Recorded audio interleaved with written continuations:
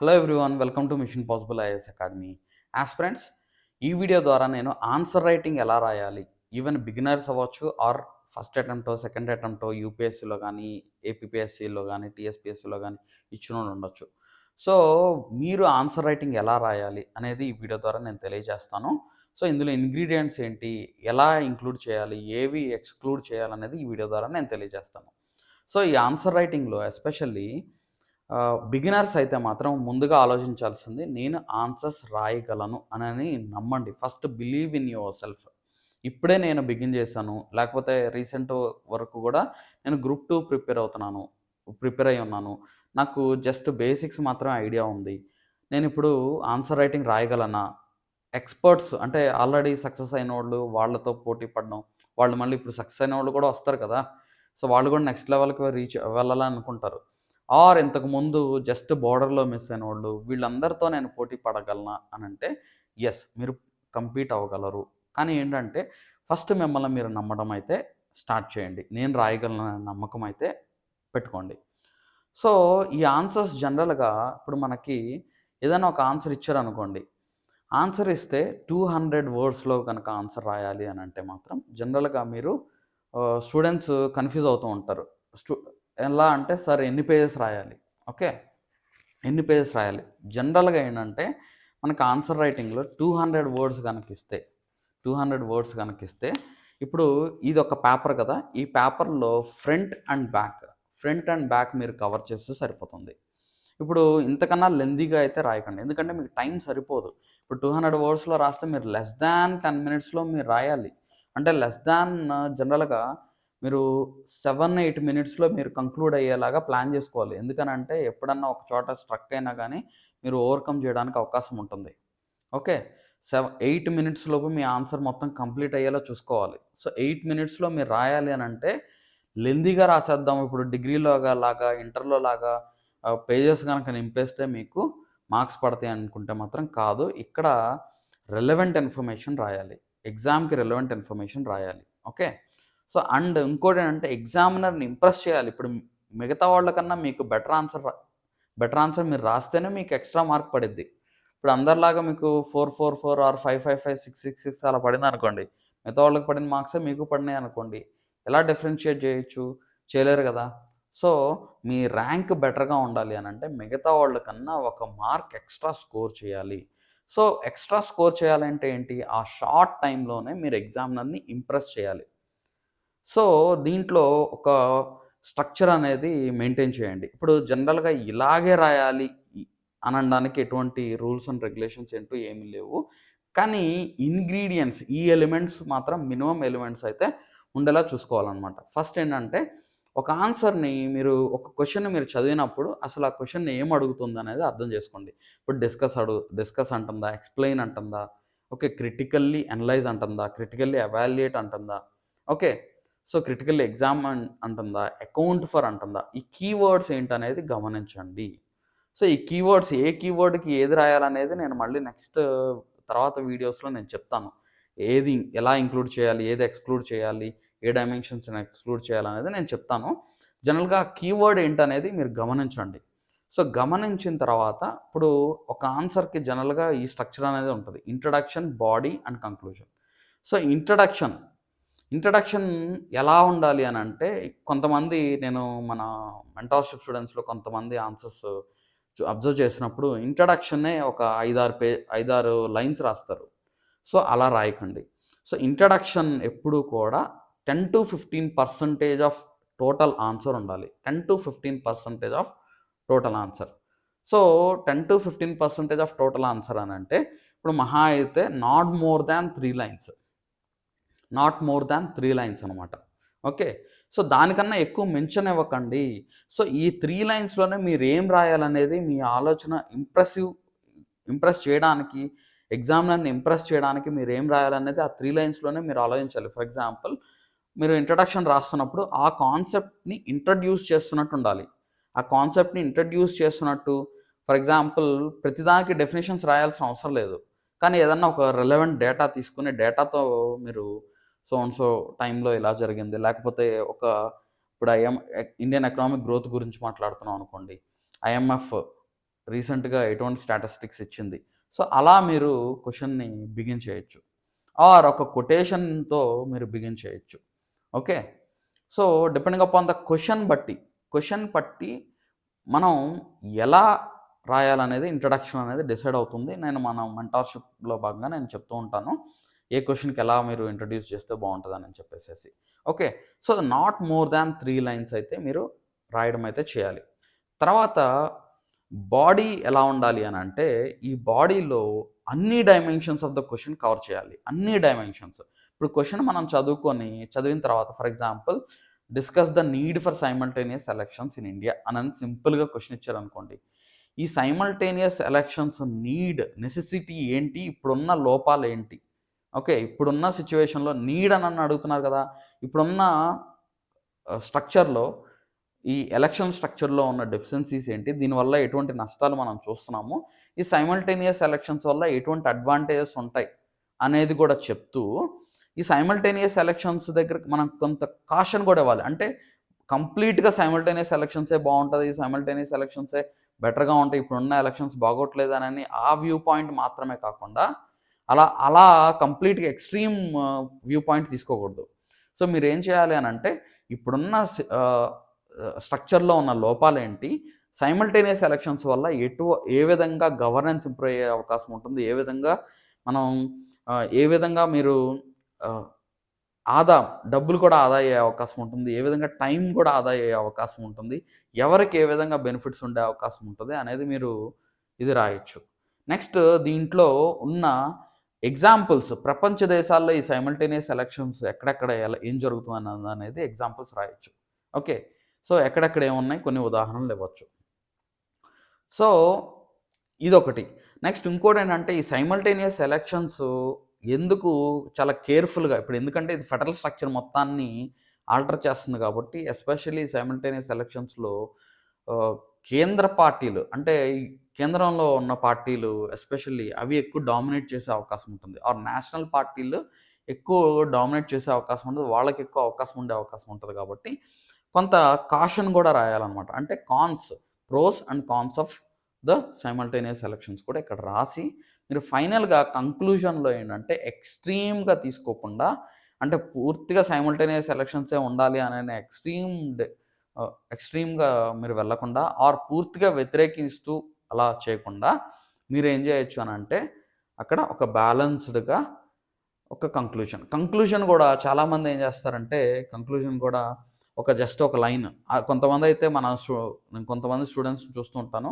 Conclusion అసలు రాయరు. అంటే ఫాస్ట్‌గా రాసేస్తారు. వాళ్ళకి తక్కువ టైం ఉండడమో, లేకపోతే తెలియకపోవడం. బిగినర్స్ ఉంటారు గదా! సో, కంక్లూజన్ రాయరు. అలా వదిలేస్తారు. సో, అలా చేయకుండా కంక్లూజన్ గూడా మంచిగా ఒక బ్యాలెన్స్‌డ్‌గా తీసుకోవాలి. ఇప్పుడు ఆహ్, కేంద్రంలో ఉన్న బీజేపీ పార్టీ ఇప్పుడు జనరల్‌గా ఏంటంటే సైమల్టేనియస్‌కి ఎలక్షన్స్‌కి అనుకూలం గాబట్టి, ఇప్పుడు రాష్ట్రంలో దానికి తగ్గ పార్టీ, దానికి అనుకూలంగా ఉన్న పార్టీ అది గూడా సైమల్టేనియస్ ఎలక్షన్స్‌కి ఓకే చెప్పింది గాబట్టి, అదే స్టాండ్ తీసుకోవడం. So, you are not the speaker of the government గుర్తుపెట్టుకోండి ఇక్కడ. ఓకే. సో, గవర్నమెంట్‌కి గాని, అపోజిషన్‌కి గాని అగెయిన్స్ట్‌గా అలా స్టాండ్స్ తీసుకోవడం కాకుండా, ఒక బ్యాలెన్స్‌డ్ వ్యూ అయితే తీసుకోండి. ఓకే. సో, అలా కంక్లూజన్‌లో కూడా మీరు నాట్ మోర్ థాన్ 10-15% మీరు రాయడం చేయాలనమాట. అంటే ఫైనల్‌గా మీరు 80-70% మొత్తం కూడా బాడీ మీదే ఫోకస్ చేయాలి. ఈ క్వెషన్‌లో గనక 2, 3 ఎలిమెంట్స్ ఉన్నాయనుకోండి. అంటే 2, 3 పార్ట్స్‌గా క్వెషన్ గనుకుంటే, ఆ 2, 3 పార్ట్స్‌కి కూడా ఈక్వల్ ఇంపార్టెన్స్ ఇవ్వాలి. ఫర్ ఎగ్జాంపుల్ ఈ సైమల్టేనియస్ ఎలక్షన్స్ ఛాలెంజెస్ ఏంటి? నెసెసిటీ ఏంటి? ఓకే. సో, కాన్స్టిట్యూషనల్ అమెండ్మెంట్స్ ఏం తీసుకురావాలని జెప్పేసి క్వెషన్ అడిగాననుకోండి. ఓకే. సో, అప్పుడు కొంతమంది స్టూడెంట్స్ ఏం జేస్తారంటే, ఈ కాన్స్టిట్యూషనల్ ప్రొవిజన్స్ ఎటువంటి ప్రొవిజన్స్ తీసుకురావాలనే దాని మీద ఎక్కువ వెయిటేజ్ ఇచ్చేసేసి, మిగతా పార్ట్స్ మీద తక్కువ వెయిటేజ్ ఇస్తారు. అసలు వాటి గురించి మెన్షన్ జేయడం మర్చిపోతారనమాట. సో, ఇక్కడ అలా కాదు. ప్రతి దానికి ఇప్పుడు మనకు క్వెషన్‌లో ఉన్న అన్ని డైమెన్షన్స్‌ని మీరు ఈక్వల్ ఇంపార్టెన్స్ ఇవ్వండి. ఆ ఈక్వల్ ఇంపార్టెన్స్ ఇస్తేనే మీకు బెటర్‌గా మార్క్స్ పడతాయి. ఎందుకంటే ఒకదానికి మీరు ఎక్కువ ఇంపార్టెన్స్ ఇస్తే మీకు ఎక్కువ మార్కులు ఏసేయడం అలా చేయరు. దాన్ని డివైడ్ చేస్తారు. ఇప్పుడు ఫర్ ఎగ్జాంపుల్ 3 డైమెన్షన్స్‌లో మీకు క్వెషన్ అడిగారనుకోండి. అంటే క్వెషన్‌లో 3 పార్ట్స్ ఉన్నాయనుకోండి. ఆ మూడిటికి ఈక్వల్‌గా మార్క్స్ డివైడ్ చేస్తారు. రెండిటికి 2 పార్ట్స్ గనుకుంటే ఆ రెండిటికి ఈక్వల్‌గా మార్క్స్ డివైడ్ చేస్తారు. సో, ఇలా ఆలోచించండి. సో, క్వెషన్‌ని బ్రేక్ చేయండి. ఆలోచించండి. సో, ఈ డైమెన్షన్‌లో ఇది ఇక్కడ నేను ఈ పాయింట్స్ ఇంక్లూడ్ చేయాలి. ఈ పాయింట్స్ ఇంక్లూడ్ చేయాలని మన ఆన్సర్ బిల్డింగ్ స్ట్రక్చర్ అప్పుడే ఆ స్ట్రక్చర్ మనం అనుకున్నప్పుడే మనకొచ్చేసేయాలనమాట. క్వెషన్ చూసినప్పుడే మనకి థాట్ ప్రాసెస్‌లోకొచ్చేయాలి. నెక్స్ట్ ఇంకోటేంటంటే కొంతమంది స్టూడెంట్స్ సార్ నేను పారా వైస్ రాయడమే నాకు ఇంట్రెస్ట్ సార్. నేను పారా వైజే నేను రాస్తానని అంటారు. కానీ నేను ఇచ్చే సజెషన్ ఏంటంటే పారా వైస్ కన్నా పాయింట్ వైస్ రాయడానికి ప్రయత్నించండి. సో, పాయింట్ వైస్ రాస్తుంటే మీరు ఏ డైమెన్షన్‌ని ఎంత కవర్ చేస్తున్నారనేది మీకు తెలుస్తది. ఆర్ ఒకటే కాన్సెప్ట్ ఇచ్చారు. ఒకటే డైమెన్షన్ ఇచ్చారనుకోండి. ఆ ఒక్కటే డైమెన్షన్‌ని మీరు ఎంత కవర్ చేస్తున్నారనేది మీకు ఒక క్లారిటీ వస్తది. ఇప్పుడు ఫర్ ఎగ్జాంపుల్ ఒక 10 మార్క్స్ క్వెషన్ అనుకోండి. 10 మార్క్స్ క్వెషన్ అయితే ఒక 10-12 పాయింట్స్ మీరు రాయండి. 10-12 పాయింట్స్ రాయండి. నెక్స్ట్ ఇంకోటేంటంటే ఇందులో డిఫరెంట్ డైమెన్షన్స్ ఇస్తే ఆ డైమెన్షన్స్ అన్నీ కూడా సైడ్ హెడ్డింగ్ పెట్టి అంటే సైడ్ హెడ్డింగ్ మీరు అండర్‌లైన్ చేయాలా? చేయకూడదా? అంటే ఇప్పుడు జనరల్‌గా ఏపీపీఎస్సీ గ్రూప్ 1లో అయితే అండర్‌లైన్ చేయొద్దు అని అంటున్నారు. చేయొద్దు. ఇప్పటి నుంచి అలవాటు చేసుకోండి. ఒకవేళ అండర్‌లైన్ చేసే అవకాశం అలవాటు ఉంటే మాత్రం దాన్ని అండర్‌లైన్ చేయడం మాత్రం అలవాటు మార్చుకోండి. నెక్స్ట్ కొంతమంది యూపీఎస్సీ ప్రిపేర్ అయ్యేవాళ్ళు స్కెచెస్ వాడడం, ఎక్స్‌ట్రా హంగులు దిద్దడం అలాంటివి ఏమీ చేయొద్దు. గుర్తుపెట్టుకోండి. ఓకే. ఎందుకంటే అదంతా టైమ్ వేస్ట్ తప్ప ఏమి లేదు. మీ టాలెంట్ అంతా మీ ఫోకస్ అంతా ఏంటంటే కంటెంట్ డెవలప్‌మెంట్ మీదే మీ ఫోకస్ ఉండాలి. ఓకే. రిలవెంట్ పాయింట్స్ రాయడం మీద మీ ఫోకస్ అనేది ఉండాలి. ఎందుకంటే మీకంత టైం ఉండదు. మీరంత హంగులు చేసేసే టైం అయితే ఉండదు. Next over the time period మొత్తం గూడా అంటే ఎగ్జామ్‌లో మీరు ఫస్ట్ క్వెషన్ ఎలా అయితే నీట్‌గా రాసారో, లాస్ట్ క్వెషన్ కూడా అంతే నీట్‌గా రాసేలాగా ప్రయత్నం చేయడం. సో, కొంతమంది ఏం జేస్తారంటే హ్యాండ్ రైటింగ్ ఇష్టం వచ్చినట్టు రాసేస్తారు. సో, హ్యాండ్ రైటింగ్ చూస్తారా? చూడరా? అనంటే హ్యాండ్ రైటింగ్ కూడా లెజిబుల్ హ్యాండ్ రైటింగ్ రాయడం అనేది ఇంపార్టెంట్. లెజిబుల్ హ్యాండ్ రైటింగ్ అంటే ఏంటి? ఇప్పుడు అర్థమయ్యేలా రాయడం. ఫర్ ఎగ్జాంపుల్ ఒక్క లైన్‌కి ఇంకో లైన్‌కి మధ్య కొంత గ్యాప్. మరీ ఎక్కువ గ్యాప్ ఇవ్వడం కాదు. నార్మల్‌గా మనం ఇచ్చే గ్యాప్ అయితే ఇవ్వడం చేయాలి. ఒకదాని మీద ఒకటి, ఒక లైన్ మీద ఇంకో లైన్ కలిపేసి రాయడం, లేకపోతే పైకిలా రాయడం, లేకపోతే కిందకిలా రాయడం అలా చేయకండి. నెక్స్ట్ వర్డ్‌కి మధ్య కూడా గ్యాప్ మెయింటైన్ చేయండి. ఇప్పుడు మనకి ఇంతకుముందు మన మెంటార్‌షిప్ బ్యాచ్‌లో ఒక స్టూడెంట్ అయితే ఉన్నారనమాట. సో, అతనికి కాన్సెప్ట్ అయితే ఐడియా ఉంది. ఓకే. బా బానే రాయగలుగుతారు. కానీ ఆన్ హ్యాండ్ రైటింగ్ అస్సలు బాగోదు. హ్యాండ్ రైటింగ్ కరెక్ట్ చేయాలి అనంటే చాలా కష్టమైపోయేది. అందులో పదాలు అర్థం చేసుకోవాలంటే చాలా కష్టంగా ఉండేది. సో, మీకెంత టాలెంట్ ఉన్నా, మీలో ఎంత విషయం ఉన్నా గానీ, హ్యాండ్ రైటింగ్ గనక రీజనబుల్‌గా, నీట్‌గా లేకపోతే మీకు మార్క్స్ అనేది కొంచెం తగ్గే అవకాశం ఉంటది. ఆర్ మార్క్స్ భారీగా కూడా తగ్గే అవకాశం ఉంటది. ఇప్పుడు అర్థం కావట్లేదు. ఇప్పుడు డాక్టర్స్ రాసినట్టు రాసారనుకోండి, అర్థం కానప్పుడు ఇంకెక్కడ మార్క్స్ ఏస్తారు మీకు? సో, మార్క్స్ వేయలేరు. మీరెంత రాసినా గానీ, ఎంత సబ్జెక్ట్ మంచిగా ఉన్నా కానీ, ఎంత డేటాతో మీరు సబ్స్టాన్షియేట్ చేసినా, రెలెవెంట్ పాయింట్స్ రాసినా మీకు మార్క్స్ ఎయలేరు. ఓకే. ముందు ఆన్సర్‌ని చదవాలి గదా! మీ ఎగ్జామినరు. సో, మీ ఆన్సర్‌ని చదవాలి కాబట్టి ఆ క్లారిటీ అనేది మీరు మెయింటైన్ చేయాలి. సార్ నా హ్యాండ్ రైటింగ్ మరి మిగతా వాళ్ళలాగా నేను మంచిగా రాయలేను సార్.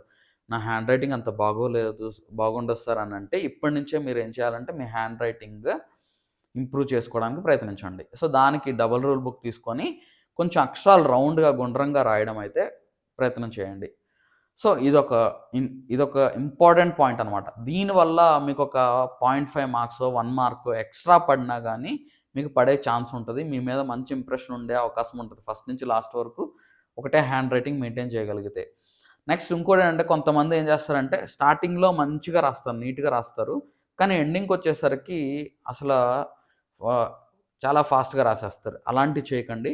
మీరు ఫస్ట్ క్వెషన్ ఎలా అయితే నీట్‌గా రాసారో లాస్ట్ వరకు గూడా అదే నీట్‌నెస్ మెయింటైన్ చేయాలంటే మీకు లాట్ ఆఫ్ ప్రాక్టీస్ అయితే ఉండాలి. చాలా ప్రాక్టీస్ ఉండాలి. ఆ ప్రాక్టీస్ అనేది మీరు రోజు రాయడం ద్వారానే వస్తది. అందుకనే మనం daily 2 mains answer writing questions అనేది మనం ఇస్తున్నాం. సో, ఈ రోజు రాయడం అనేది కనీసం ఒకటి రాసినా కానీ మీరు ఎగ్జామ్‌కెళ్ళేసరికి కొన్ని వందల క్వెషన్స్ మీరు రాయడానికి అవకాశం ఉంటుంది. సో, అదొకటి. నెక్స్ట్ ఇంకోటేంటంటే, సార్ మరి నేను ఫ్లో చార్ట్స్ ఏయొచ్చా? డేటా యూజ్ జేయొచ్చా? ఎటువంటి డేటా యూజ్ జేయాలి? అనంటే చూడండి, కొంతమంది students data economy question related ఇచ్చామనుకోండి. సో, ఎకానమీ క్వెషన్ రిలేటెడ్ ఇచ్చారు కాబట్టి డేటాతో రాయాలి కదా! అని జెప్పేసేసి ఓవర్‌గా, ఎక్స్‌ట్రాగా డేటా, హ్యూజ్ డేటా, కొంత ఎక్కువ డేటా ఇచ్చే అవకాశం ఉంటది. సో, అలా చేయకండి. రిలవెంట్ డేటా ఎంతవరకు అవసరమో అంతవరకే చేయండి. నెక్స్ట్ ఇప్పుడు జనరల్‌గా ఏపీపీఎస్సీలో అయితే డయాగ్రామ్స్ గాని, ఇలాంటివి వేయడం గూడా చేయొద్దు అని జెప్పేసి చెప్పడం జరిగింది. కానీ నేను చెప్పే సజెషన్ ఏంటంటే, మీరు రాయడంలోనే మీరు ఆ సైడ్ హెడ్డింగ్స్ పెట్టేసేసి మీరు రాయడం మీరు చెయ్యొచ్చు.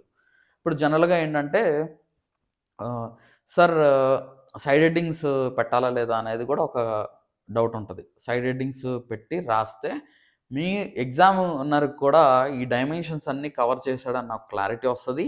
మీకు గూడా ఏ డైమెన్షన్స్ కవర్ చేశాననేది కూడా ఒక క్లారిటీ వస్తది. నెక్స్ట్ ఈ సైడ్ హెడ్డింగ్ అండర్‌లైన్ చేయాలా అనంటే, ఇప్పుడు మీరు ఏపీపీఎస్‌సి గనక ప్రిపేర్ అవుతుంటే అండర్‌లైన్ చేయడం అయితే మీరు చేయకండి. ఓకే. సో, నెక్స్ట్ ఇంకోటేం జేయాలంటే, మనం కొన్ని కొటేషన్స్ చదువుకొని పెట్టుకోవాలి. ఓకే. సో, ఫర్ ఎగ్జాంపుల్ మీరు వుమెన్ ఎంపవర్‌మెంట్ గురించి ఉందనుకోండి. ఈ వుమెన్ ఎంపవర్‌మెంట్‌కి సంబంధించిన కొటేషన్స్. ఇప్పుడు ఫార్మింగ్ గురించి, రైతుల గురించి అయితే రైతుల గురించి కొన్ని కొటేషన్స్. ఓకే. నెక్స్ట్ ఆహ్, ఇంక్లూజివ్ గ్రోత్ గురించి ఏమైనా ఉంటే ఇంక్లూజివ్ గ్రోత్ గురించి కొటేషన్స్. అంటే ఇప్పుడు ఎక్స్‌పర్ట్స్ ఉంటారు గదా! వాళ్ళిచ్చిన కొటేషన్స్. ఇప్పుడు for example science and technology గురించి అనుకోండి. అబ్దుల్ కలాం గారు సైన్స్ అండ్ టెక్నాలజీ గురించి ఏం కొటేషన్ ఇచ్చారో ఆ కొటేషన్ పెట్టుకొని ఉన్న పెట్టుకోండి. సో, ఇలాగా ప్రతి దాంట్లో కొన్ని కొటేషన్స్ అనేది పెట్టుకోండి. ఈ కొటేషన్స్ ఒక్కొక్క టాపిక్‌లో కొన్ని కొటేషన్స్ రాసుకొని, చదువుకొని పెట్టుకుంటే, అది అవసరమైన చోట మీరు యూజ్ జేసుకోవచ్చు. అది అవసరమైన చోట మీరు యూజ్ జేసుకోవచ్చు. సో, ఎక్కడ రిలవెంట్‌గా ఉంటే అక్కడ కొటేషన్ యూజ్ జేసుకోవచ్చు. నెక్స్ట్ ఇర్రిలవెంట్ కొటేషన్స్ మాత్రం రాయకండి. ఫర్ ఎగ్జాంపుల్ అడిగింది ఒక క్వెషన్ అయితే, ఇంకో క్వెషన్‌కి ఇంకో కాన్సెప్ట్‌కి సంబంధించిన కొటేషన్స్ అయితే మీరు రాయకండి. ఐదర్ ఇంట్రడక్షన్‌లో కానీ, కంక్లూజన్‌లో గానీ మీరు ఆ కొటేషన్స్ వాడొచ్చు. ఆర్ బాడీలో ఎక్కడైనా రిలవెంట్ ప్లేస్‌లో గూడా మీరు కొటేషన్స్ యూజ్ చేయొచ్చు. సో, మళ్ళీ ఎక్కువ కొటేషన్స్ కూడా రాయొద్దు. అలా అని ఇప్పుడు ఫర్ ఎగ్జాంపుల్ కొటేషన్స్ రాయమన్నారు కదా! అని ఇంట్రడక్షన్‌లో ఒక కొటేషను, బాడీలో ఒక క్వెషను, ఒక కొటేషన్, నెక్స్ట్ కంక్లూజన్‌లో ఒక కొటేషన్ ఇలా రాయొద్దు. ఎందుకనంటే నేను చూస్తూ ఉంటాను కాబట్టి నంబర్ ఆఫ్ పేపర్స్ చూస్తూ ఉంటాం కాబట్టి నేను చెప్తున్నాను. సో, ఇలాంటి ఏది కూడా ఎక్స్‌ట్రీమ్‌గా వెళ్ళొద్దు. Take a balanced position. Okay. Next flow charts ఇవి ఏయమన్నారు గదా! అని జెప్పేసేసి అవి గూడా ఎక్కువ. ఇప్పుడు ఆహ్, ఫర్ ఎగ్జాంపుల్ ఛాలెంజెస్ దగ్గర ఒక ఫ్లో చార్ట్, నెక్స్ట్ మెజర్స్ దగ్గర ఒక ఫ్లో చార్ట్ ఇలా చేయకండి. ఓకే. మెజర్స్ ఎటువంటి స్టెప్స్ తీసుకోవాలి అక్కడ ఒక ఫ్లో చార్ట్. కాన్సెప్ట్ చెప్పేటప్పుడు అక్కడ ఫ్లో చార్ట్ అలా చేయకండి. ఓకే. సో, ఎక్కడైతే అవసరమో అక్కడ ఒక చోట రాసేసి అంతవరకు చేయండి. ఓకే. నెక్స్ట్ ఇంకోటేంటంటే, సార్ నేను ముందు నుంచే టైం పెట్టుకొని నేను ఆన్సర్ రైటింగ్ రాయాలా? ముందు నుంచే నేను మీరన్నారు కదా! 8 మినిట్స్‌లో మీరు టార్గెట్ పెట్టుకోండనని. సో, ముందు నుంచే ఫస్ట్ నుంచే మీరు టైం పెట్టుకొని, ఆ టైమ్ జోన్‌లోనే మీరు రాయాలని మాత్రం పెట్టుకోకండి. ఓకే. సో, టైం అనేది మనం ఫైనల్ ఎగ్జామ్‌లో 15 క్వెషన్‌లకి 15 ఫర్ ఎగ్జాంపుల్ గ్రూప్ 1 ప్రిపేర్ అవుతుంటే, మీరు 15కి 15 మీరు రాయాలి. వితిన్ ద టైమ్ ఫ్రేమ్‌లో మీరు రాయాలి. కొంతమంది ఏం చేస్తారంటే, ముందు క్వెషన్స్‌కి డీటెయిల్డ్‌గా రాసుకుంటూ ఎళ్తారు. డీటెయిల్డ్‌గా రాసుకుంటూ ఎళ్లి లాస్ట్‌లో టైం సరిపోక, సార్ నేను ఒక 3 క్వెషన్‌లు వదిలేసాను సార్, 4 క్వెషన్‌లు వదిలేసాను సార్ అని అంటారు. అలా చేయకండి. 15కి 15 మీరు రాయాలి. సో, మీరు క్వెషన్‌కి ఎక్కువ ఇన్ఫర్మేషన్ ఇచ్చినంత మాత్రాన మీకు ఎక్స్‌ట్రా మార్క్స్ ఏం పడిపోవు. రిలవెంట్ ఇన్ఫర్మేషన్ ఎక్కడి వరకు కట్టే కొట్టే తెచ్చేలాగా రిలవెంట్ ఇన్ఫర్మేషన్ రాయాలి. నేను చూస్తూ ఉంటాను. కొంతమందేంటంటే 3, 4 పేజీల ఆన్సర్ కూడా నాకు రాసి పంపిస్తూ ఉంటారు. సో, అలా చేయకండి. మన మెంటార్‌షిప్ స్టూడెంట్స్ అందరికి కూడా నేను చెప్పేది ఈ పాయింట్స్ అన్నిటిని కూడా మీరు ఇంక్లూడ్ చేసుకొని మీరు, మీరు దృష్టిలో పెట్టుకొని మీరు రాయండి. నెక్స్ట్ ఇంకోటేంటంటే ఈ టైమ్ ఫ్ ఆహ్, సార్ నేను కాన్సెప్ట్ ఒక క్వెషన్‌కి ఆన్సర్ రైటింగ్ ఎప్పుడు బిగిన్ చేయాలి? ఇది చాలా ఇంపార్టెంట్. సో, ఆన్సర్ రైటింగ్ ఎప్పుడు బిగిన్ చేయాలి? సో, ఆన్సర్ రైటింగ్ డే 1 నుంచి బిగిన్ చేయండి. ముందు నుంచే బిగిన్ చేయండి. ముందు నుంచే బిగిన్ చేయడం అంటే ఏంటంటే, ఫర్ ఎగ్జాంపుల్ కొంతమంది ఆలోచన ఎలా ఉంటది అనంటే ఆహ్, ముందు చదువుకొని, ముందు సిలబస్ అంతా కంప్లీట్ చేసేసుకొని, ముందు ప్రిలిమ్స్‌కి చదువుకొని, ప్రిలిమ్స్ క్రాక్ చేసుకుంటే అప్పుడు మెయిన్స్‌కెళ్దామని కొంతమంది ఆలోచిస్తారు. ఇంకా కొంతమంది ఆలోచన ఎలా ఉంటదంటే, ముందు ప్రిలిమ్స్ అండ్ మెయిన్స్ సిలబస్‌లు చదువుకొని, ఆ తర్వాత ఆన్సర్ రైటింగ్ స్టార్ట్ చేద్దాం అనుకుంటారు. సో, అలా గూడా చేయకండి. సో, ఎప్పుడైనా మనం బిగిన్ చేసినప్పుడు సిలబస్ ఏంటో చూసుకొని, ఆ రెలెవెంట్ టాపిక్ వచ్చినప్పుడు ఒక టాపిక్ తీసుకొని, దాన్ని చదువుకొని, దాని మీద క్వెషన్ మీరు ప్రాక్టీస్ చేయండి. సో, దానికి ప్రిలిమ్స్ పర్స్‌పెక్టివ్‌లో చదవండి. మెయిన్స్ పర్స్‌పెక్టివ్‌లో చదవండి. ప్రిలిమ్స్ పర్స్‌పెక్టివ్‌లో అంటే ఏంటి? దీని మీద ఆబ్జెక్టివ్ క్వెషన్స్ ఏ విధంగా ఇవ్వచ్చు? ఇప్పుడు ఫర్ ఎగ్జాంపుల్ మీకు బేసిక్ స్ట్రక్చర్ ఆఫ్ ద కాన్స్టిట్యూషనే తీసుకోండి. ఈ బేసిక్ స్ట్రక్చర్ ఆఫ్ ద కాన్స్టిట్యూషన్‌లో ప్రిలిమ్స్‌కి ఎటువంటి క్వెషన్ రావచ్చు? మెయిన్స్‌కి ఎటువంటి క్వెషన్ రావచ్చు? సో, అప్పుడు మనకి టాపిక్ అయిపోయినట్టే కదా! సో, ఈ టాపిక్ అయిపోయింది కాబట్టి దాన్ని పక్కన పెట్టేసేయొచ్చు. దాన్ని మళ్ళీ ఆ క్వెషన్స్ తీసుకొని రివైజ్ చేసుకుంటే సరిపోయిద్ది. ఆర్ ఎప్పుడైతే న్యూస్‌లో ఉందో, ఎప్పుడైతే రెలెవెంట్‌గా న్యూస్‌లో వస్తుందో అప్పుడు ఆ దాన్ని ఒకసారి మళ్ళీ రివైజ్ చేసుకుంటే సరిపోయిద్ది.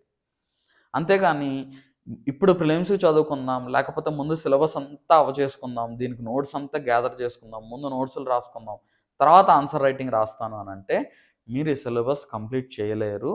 నెక్స్ట్ ఆన్సర్ రైటింగ్ స్టార్ట్ చేయలేరు. Okay.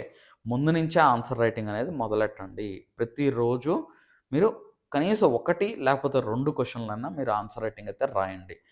If you are very serious persons అయితే మీరు ఖచ్చితంగా అచీవ్ చేయాలనుకుంటే మాత్రం 1 లేకపోతే 2 క్వెషన్స్ మీరు ఆన్సర్ రైటింగ్ అయితే చేయండి.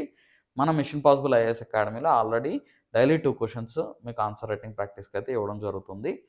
నెక్స్ట్ ఇంకోటేంటంటే వీటికి మోడల్ ఆన్సర్స్ రివ్యూస్ కూడా ఇస్తున్నాం అనమాట. నెక్స్ట్ ఇంకోటేంటంటే ఆహ్, సార్ నేను ఎన్ని క్వెషన్స్ ఇలా ప్రాక్టీస్ చేయాలి? ఎన్ని క్వెషన్స్ అంటే మీరు ఎగ్జామ్ అయ్యేంత వరకు మనం స్టార్ట్ చేసినప్పటి నుంచి ముందు నుంచి ఎగ్జామ్ అయ్యేంత వరకు డైలీ అయితే ఈ క్వెషన్స్ ప్రాక్టీస్ అయితే అలవాటు చేసుకోండి. డైలీ అయితే రాయడం అయితే మీరు చేయండి. ఎందుకంటే మీరు డైలీ ఆన్సర్ రైటింగ్ రాయకపోతే మీకు ప్రాక్టీస్ అనేది తప్పిపోయిద్ది. ప్రాక్టీస్ తప్పిపోయి మీరు నష్టపోతారు. నెక్స్ట్ ఇంకొక ఇంపార్టెంట్ పాయింట్ ఏంటంటే, సార్ కరెంట్ అఫైర్స్ ఎప్పుడు చదవాలి ఈ ఆన్సర్ రైటింగ్ విషయంలో? సో, చాలామంది స్టూడెంట్స్ చేసే పెద్ద మిస్టేక్ ఏంటంటే, కరెంట్ అఫైర్స్ ఎప్పుడు కూడా లాస్ట్‌లో చదువుతారు. అంటే లాస్ట్‌లో ఇన్ ద సెన్స్ ఇప్పుడు ఫర్ ఎగ్జాంపుల్ ప్రిలిమ్స్ ఎగ్జామ్ ఉందనుకోండి. ఈ ప్రిలిమ్స్ ఎగ్జామ్‌కి ఒక నెల, 2 నెలల ముందు కరెంట్ అఫైర్స్ తీసుకొని, ఆ కరెంట్ అఫైర్స్ అన్నీ చదువుతూ ఉంటారు. ఓకే. సో, అలా చేయకండి. మెయిన్స్ ఎగ్జామ్ అప్పుడు కరెంట్ అఫైర్స్ అన్ని టాపిక్స్ తీసుకొని అప్పుడు చదువుతూ ఉంటారు. అలా ఎప్పుడు కూడా చేయొద్దు. మీరు కరెంట్ అఫైర్స్‌తో ఎప్పుడు కూడా రెలెవెంట్‌గా ఉండాలి. మీరు రెలెవెంట్‌గా ఉండాలంటే, మీకు మంచి ఆలోచన రావాలంటే, మీరు ఆన్సర్ రైటింగ్‌లో ఇంప్రూవ్ అవ్వాలంటే, మీకు ఆలోచనలు రావాలంటే నెక్స్ట్ మంచి డేటా దొరకాలి అనంటే, ఓకే. అప్డేట్స్ ఏంటి? అసలా ఇంపార్టెంట్ ఎలిమెంట్స్ ఏంటి? కొత్త కొత్త అంశాలు ఏమొస్తున్నాయి? ఇప్పుడు ఈ టాపిక్స్ ఏంటి? మనకిచ్చిన సిలబస్ తగ్గట్టుగా ఉన్న టాపిక్స్ ఏంటి అనేది మీకు తెలియాలి అనంటే, మీరు ముందు నుంచే కరెంట్ అఫైర్స్ చదువుకోండి. మీరు మంత్లీ చదువుకుంటారా? లేకపోతే డైలీ నా సజెషన్ అంటే ఏ రోజుకి ఆ రోజు ఒక 1 అవర్ అన్నా న్యూస్ పేపర్ ఓపెన్ చేసి అసలు ఏమిచ్చారు? ఏం జరుగుతుందనేది తెలుసుకోండి. తర్వాత మీరు డైలీ కరెంట్ అఫైర్స్ మీరు ఫాలో అవుతానంటే ఫాలో అవ్వచ్చు. ఆర్ మంత్లీ అన్నా మీరు కరెంట్ అఫైర్స్ తీసుకొని అవన్నీ కూడా చదువుకోవడం చేయండి. సో, కానీ ఎవ్రీడే మాత్రం అసలేం జరుగుతుందనేది అబ్జర్వ్ చేస్తూ ఉండండి. లేటెస్ట్ అప్డేట్స్ ఏంటనేది తెలుసుకుంటూ ఉండండి. నెక్స్ట్ కరెంట్ అఫైర్స్‌లో గనక మీరు రిలవెంట్‌గా ఉన్నారు అనంటే, మీరు చదువుకున్నారు అంటే కరెంట్ అఫైర్స్ రెగ్యులర్‌గా ఫాలో అయ్యారంటే మీరు ఆన్సర్ రైటింగ్ మీకు ఈజీ అవుతుంది. ఎందుకంటే మీకు సమాచారం దొరుకుతుంది. ముఖ్యంగా తెలుగు మీడియం అభ్యర్థులు చాలా ఇబ్బంది పడుతూ ఉంటారు. ఈనాడు ఎడిటోరియల్స్, ఈనాడు పేపర్ మంచిగా ఫాలో అవ్వండి. సో, మీకు సమాచారం దొరుకుతుంది కాబట్టి, ఈ సమాచారాన్ని ఎలా స్ట్రక్చరైజ్ చేయాలి? ఇంట్రడక్షన్‌లో రాయాలా? బాడీలోకి రాయాలా? కంక్లూజన్‌లో రాయాలా? అనేది మీకు క్లారిటీ వచ్చేస్తదప్పుడు. సో, ఈ ఆన్సర్ మనం డైలీ ప్రాక్టీస్, ఈ కరెంట్ అఫైర్స్ చదువుతూ ఉంటారు. దాంతో పాటు మన సిలబస్‌లో ఉన్న స్టాటిక్ పోర్షన్స్ కూడా మీరు కంప్లీట్ చేయడానికి ప్రయత్నం చేయండి. సిలబస్‌లో ఉన్న స్టాటిక్ పోర్షన్స్. ఇప్పుడు సిలబస్‌లో ఉన్న స్టాటిక్ పోర్షన్ అంటే ఏంటి? మీరు గనక ఎంప్లాయీస్ అయితే రోజుకి ఒక టాపిక్కో, లేకపోతే 2 రోజులకి ఒక టాపిక్కో మీరు కవర్ చేయడానికి ప్రయత్నం చేయండి. సో, అలా చేస్తే మీ సిలబస్ పోర్షన్ పూర్తయిపోతుంది. సార్ నాకు ఓన్లీ 4 అవర్సే ఉంటుంది, 3 అవర్సే ఉంటుంది, లేకపోతే 5 అవర్సే ఉంటుంది. ఇంతకన్నా నాకు ఎక్కువ టైం లేదు. నేను ఫుల్ ఫ్లెడ్జ్డ్‌గా నేను కాన్సంట్రేట్ చేయలేకపోతున్నాను. మార్నింగ్ నుంచి ఈవినింగ్ వరకు నేను చదవలేను. నాకు టైం లేదు కాబట్టి. లేకపోతే నేను హౌస్ వైఫ్ సార్. నాకు టైం లేదు కాబట్టి నేను పొద్దున్నుంచి సాయంత్రం వరకు నాకు చదవడానికి టైం సరిపోవట్లేదు. నేను మిగతా వాళ్ళతో పాటు కాంపిటీషన్‌లో ఉన్నానా లేదా అనేది తెలియట్లేదనని మాత్రం మీరు అలా భావించకండి. మీరు కాంపిటీషన్‌లో ఉన్నారా లేదా అనంటే ఒకటే అండి. ఎవ్రీడే మీరు ఎంసీక్యూస్ సాల్వ్ చేయడం, ఎవ్రీడే ఆన్సర్ రైటింగ్ రాయడం. ఇది కరెక్షన్ చేయించుకోవడం. ఎవాల్యుయేషన్ చేయించుకొని దానికి సంబంధించిన మోడల్ ఆన్సర్స్ ఏంటి అనేది మీరు చూసుకోవడం. ఇది చాలా ఇంపార్టెంట్. నెక్స్ట్ ఎంసీక్యూస్ సాల్వ్ చేయడం. ప్రతిరోజు ఒక 15 ఇప్పుడు బాగా బిజీగా ఉన్నారు. టైం అసలు సరిపోవట్లేదంటే ఒక 15, 20 క్వెషన్‌లు సాల్వ్ చేయండి. మీకు టైం ఉంది అనంటే ఒక 50 క్వెషన్‌లు సాల్వ్ చేయండి. లేకపోతే ఒక 30 క్వెషన్‌లు సాల్వ్ చేయండి. ఒక 40 క్వెషన్‌లు సాల్వ్ చేయండి. సో, అప్పుడేమైద్దంటే మీరు చదివిన దానికి మీరు రెలెవెంట్‌గా ఉన్నారా లేదా? లేకపోతే నేను చదివేసాను నాకొచ్చేసింది అనే అపోహలో ఉన్నారా? అనేది మీకొక క్లారిటీ వస్తది. సో, మీకు సార్ నాకు ఈ గవర్నమెంట్ జాబే నాకు ఆప్షన్ సార్, ఇంకొక ఆప్షన్ లేదు.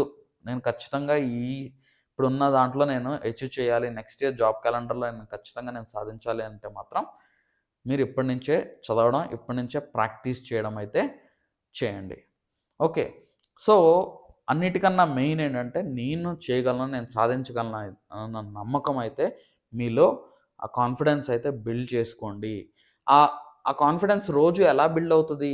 ఎలా బిల్డ్ అవుతదంటే దాన్ని మనం వర్క్‌లోకి పెట్టినప్పుడు, దాన్ని ప్రాక్టీస్‌లోకి పెట్టినప్పుడు. రోజు ప్రాక్టీస్ చేస్తే, రోజు మిమ్మల్ని మీరు ఎక్కడున్నారో చెక్ చేసుకుంటే, అప్పుడు ఆటోమేటిక్‌గా మీ కాన్ఫిడెన్స్ లెవెల్స్ అనేవి డబుల్, ట్రిపుల్ అవుతాయి. ఇంకోటేంటంటే కొంతమంది కొన్ని రోజులు ప్రాక్టీస్ చేస్తారు. ప్రాక్ తర్వాత ప్రాక్టీస్ ఆపేస్తారు. మళ్ళీ ఎప్పుడో గుర్తొచ్చినప్పుడు అలాగా మాత్రం చేయకండి. డైలీ ప్రాక్టీస్ అనేది చేయండి. మీరు డైలీ ప్రాక్టీస్ చేయడానికి మీకంత టైం లేనప్పుడు వీకెండ్స్ ఉంటాయి. సాటర్‌డే, సండేస్ పెట్టుకోండి. ఈ సాటర్‌డే, సండేస్ మనం ఇచ్చిన క్వెషన్స్ అన్నిటిని కూడా సాటర్‌డే, సండే మొత్తం ప్రాక్టీస్ చేసుకోండి. మీకు టైం సరిపోద్ది. ఓకే.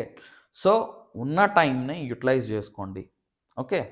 సో, దీంతో మీరు ఆన్సర్ రైటింగ్ అనేది బెటర్‌గా మీరు రాయడానికి అవకాశం ఉంటుంది. ఈ పాయింట్స్ అన్నిటిని ఇంక్లూడ్ చేసుకొని నేను చెప్పిన సజెషన్స్ ఫాలో అయితే. సో, మరిన్ని సమాచారం కోసం అంటే నెక్స్ట్ ఏం చేస్తానంటే ఎస్సేస్ ఎలా రాయాలో నేను తెలియచేస్తాను. నెక్స్ట్ మన మెంటార్‌షిప్ స్టూడెంట్స్‌కి ఏ క్వెషన్ ఎలాంటి క్వెషన్ ఇస్తే ఏం రాయాలి అనేది కూడా నేను తెలియజేస్తాను. ఓకే. సో, ఇలాగ మీకు ఆన్సర్ రైటింగ్ మీద ఒక సీరీస్ ఆఫ్ వీడియోస్ కూడా మన మెంటార్‌షిప్ స్టూడెంట్స్ అందరికి కూడా నేను ఇవ్వడం చేస్తాను. మీరు ఫాలో అవ్వండి. మిమ్మల్ని మీరు నమ్మి రాయండి ఫస్ట్. రాయడం అయితే చేస్తేనే మీరు ఎక్స్‌పర్ట్ అవుతారు. మీరు ప్రో అవుతారు. ఓకే. మీరు ప్రో అవుతారు దీంట్లో. Okay. So, thank you so much. Next topic తీసుకొని నెక్స్ట్ వీడియోలో మనం కలుద్దాము. ఓకే. మీకు గనక ఈ వీడియో నచ్చినట్లయితే లైక్ చేయండి, షేర్ చేయండి, సబ్స్క్రైబ్ చేసుకోండి. అండ్ మన మిషన్ పాసిబుల్ ఐఏఎస్ అకాడమీ యాప్‌లో మనం daily mains answer writing questions group 1 mentorship ఇవ్వడం జరుగుతుంది. ఫాలో అవ్వండి. ఓకే. సో, మన స్టూడెంట్స్ అందరికి నేను చెప్పేది ఒకటే. మిమ్మల్ని మీరు నమ్మండి. మీరు ఆన్సర్స్ రాయడం అయితే స్టార్ట్ చేయండి. ఇప్పుడే స్టార్ట్ చేయండి. ఈ రోజు నుంచే స్టార్ట్ చేయండి. Thank you so much.